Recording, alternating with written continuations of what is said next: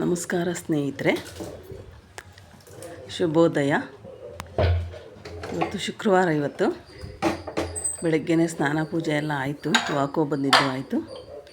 ಇವತ್ತು ತಿಂಡಿಗೆ ಇಡ್ಲಿ ಸಾಂಬಾರು ಚಟ್ನಿ ಮಾಡ್ತಾಯಿದ್ದೀನಿ.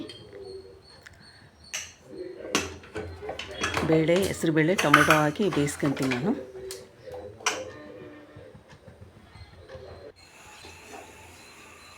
ಚಟ್ನಿ ಮಾಡ್ತಾಯಿದ್ದೀನಿ ಸ್ನೇಹಿತರೆ.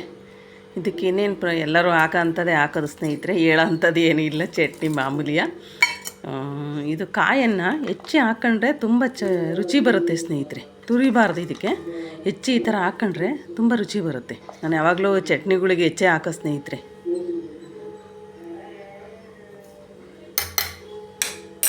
ಚಟ್ನಿ ಆಯಿತು.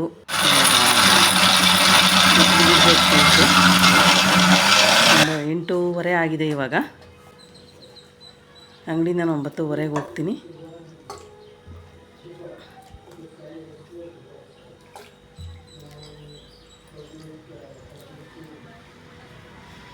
ಮಕ್ಕಳಿರೋ ಮನೆ ಆಗಿದ್ರೆ ಬೇಗ ತಿಂಡಿ ಆಗ್ಬೇಕು ಸ್ನೇಹಿತರೆ. ನಮ್ಮ ಮನೆಗೆ ಯಾವ ಮಕ್ಕಳಿಲ್ಲ. ಈಗ ನಮಗೆ ಎಲ್ಲ ಮಕ್ಕಳು ಮೊಮ್ಮಕ್ಕಳು ಮದುವೆ ಎಲ್ಲ ಮಾಡಿ ಮುಗಿಸಿ ಆಯ್ತು ಸ್ನೇಹಿತರೆ. ಇದು ಸಾಂಬಾರಿಗೆ ಒಣಮೆಣ್ಸಿನ್ಕಾಯಿ, ಈರುಳ್ಳಿ, ಕರಿಬೇವು, ಬೆಳ್ಳುಳ್ಳಿ ಜಜ್ಕೋಬೇಕು ಸ್ನೇಹಿತರೆ. ಇದಕ್ಕೆ ಈ ಚಮಚನ ಸ್ಟವ್ ಮೇಲಿಟ್ಟರೆ ಸ್ಟವ್ ಎಲ್ಲ ಗಲೀಜಾಗಿ ಸ್ನೇಹಿತರೆ. ಈ ಥರ ಒಂದು ಪ್ಲೇಟ್ ಮಾಡಿ ಪ್ಲೇಟ್ ಮೇಲಿಡಿ ಸ್ನೇಹಿತರೆ. ಸಮಾಜದಲ್ಲಿ ಕೆಟ್ಟವರು ಇರ್ತಾರೆ, ಒಳ್ಳೆಯವರು ಇರ್ತಾರೆ ಸ್ನೇಹಿತರೆ. ಅವ್ರ ಜೊತೆಲಿ ನಾವು ಹೇಗಿರಬೇಕು ಅಂತ ಅನ್ನೋದು ನಮಗೆ ಗೊತ್ತಿರಬೇಕು ಸ್ನೇಹಿತರೆ.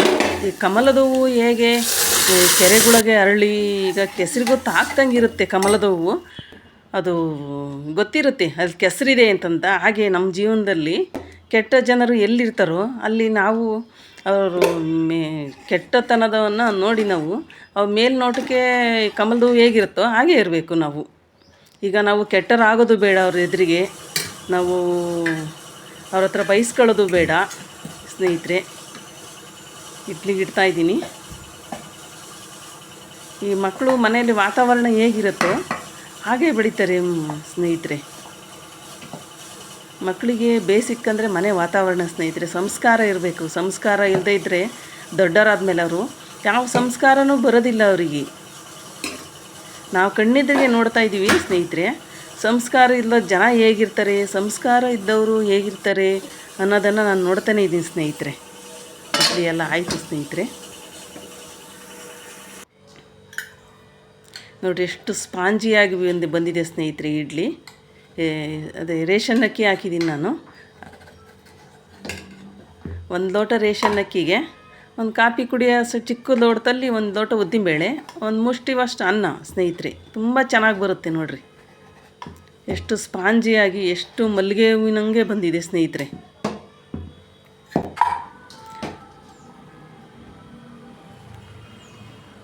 ನಮ್ಮ ನಡೆ ನುಡಿ ಶುದ್ಧವಾಗಿರಬೇಕು ಸ್ನೇಹಿತರೆ.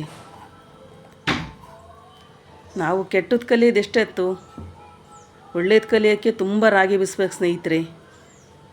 ಒಳ್ಳೆಯರಾಗೋಣ, ಕೆಟ್ಟರಾಗಿ ಬದುಕೋಗಬೇಡ ಸ್ನೇಹಿತರೆ. ಒಳ್ಳೆಯರಾಗಿ ಬದುಕೋಣ. ಥ್ಯಾಂಕ್ ಯು ಸ್ನೇಹಿತರೆ. ಇಡ್ಲಿ ಸಾಂಬಾರು ರೆಡಿಯಾಗಿದೆ. ಲೈಕ್ ಮಾಡಿ, ಶೇರ್ ಮಾಡಿ, ಸಬ್ಸ್ಕ್ರೈಬ್ ಮಾಡಿ. ನಿಮ್ಮ ಅನಿಸಿಕೆ ಅಭಿಪ್ರಾಯನ ಕಮೆಂಟ್ ಬಾಕ್ಸಲ್ಲಿ ತಿಳಿಸಿ.